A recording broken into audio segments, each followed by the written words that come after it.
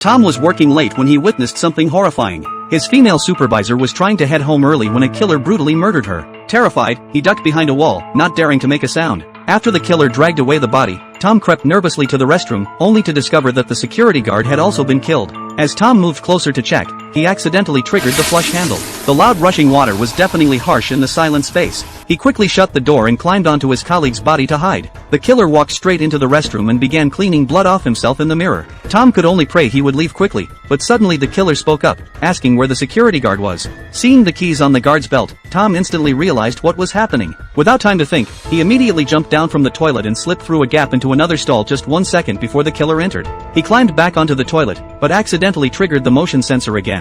Fortunately, the killer's movement set off his sensor at the same time, so it didn't arouse suspicion. After smashing the walkie-talkie, the killer slowly left the restroom. Only when it was completely quiet outside did Tom dare to escape. But the moment he opened the door, he ran straight into another colleague who was also working late. Tom frantically told him about the killer, but his co-worker didn't believe him at first. It wasn't until he saw the bloodstains on the wall that he realized how serious the situation was. The two men ran to the elevator to escape, but found it had already been shut down. They rushed to the emergency exit, only to discover that was locked too. With all escape routes blocked, Tom had no choice but to return to the office. He had his colleague use the computer to call the police while he went to get his phone. But as soon as he stepped into the hallway, he saw a figure walking toward them. Tom panicked and ran back. There was no time to shut off the computer screen. The killer had already arrived, and the glowing monitor immediately caught his attention. The two men hiding under the desk covered their mouths in terror, not daring to breathe. Will they manage to escape alive?